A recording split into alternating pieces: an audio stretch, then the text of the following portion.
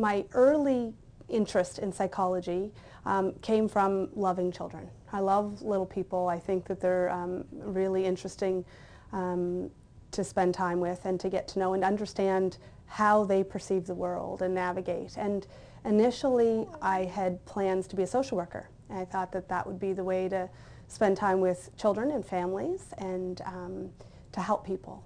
And then in my first year at UPEI, I had a wonderful psychology professor. And it was him, actually, who inspired me to be a psychologist and to change career paths, which were just roughly sorted out at that point from social work into psychology. A day in the life of a psychologist, it really varies from psychologist to psychologist.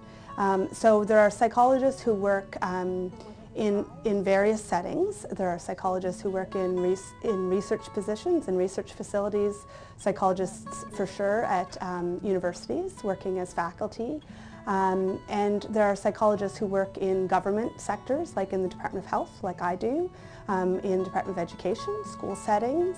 So if I were meeting with a new family for a new assessment, I might start my day with a very extended developmental interview. Sometimes interviews I spend with families can take up to 3 hours, where I ask a parent every question they could possibly imagine being asked about their child.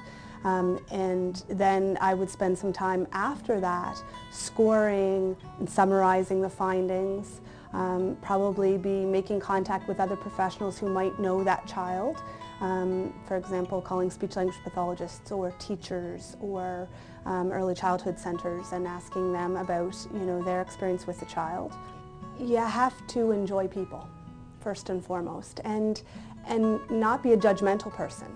Everybody comes in different ways to see you, and you really have to be very careful to be very open-minded, and so you shouldn't have to be careful to be open-minded. You should be open-minded, and not be in a position of judging or believing that what you think is the right way. You need to be ready to listen to where a family is and be able to match that on to what you know about changing or about assessing a certain problem, depending on what capacity you're in. And then helping the family or the individual kind of get there.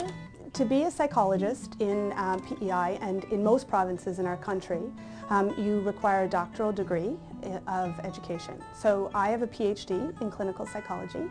I attended Dalhousie University for my PhD. So to do a PhD, you first have to have a bachelor degree and a master's degree. So in total, it's 10 years of university, and there's a few options in the Maritimes. You can attend UNB or Dalhousie University to do a PhD in clinical. Those are the two spots in the Maritime provinces that you would have available to you.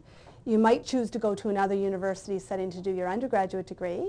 You could do that here at home, UPEI, or you could attend another undergraduate university, and you could even do a master's degree in some other places, like I believe Acadia still offers a master's degree, and Mount St. Vincent offers a master's degree in school psychology. I think the most important thing you could do is find yourself a mentor. Talk to somebody who has a career in the profession. And preferably someone who has an interest, whose interest is in the area you're interested in. So if you're thinking about working in a school setting, talk with a school psychologist, or a health setting. Talk to your university professors about a career in psychology.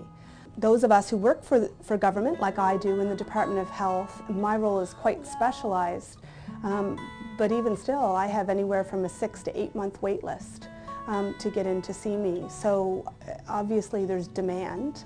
And that demand is quite challenging for sure, and should we have more psychologists, it would certainly be a wonderful addition to the profession.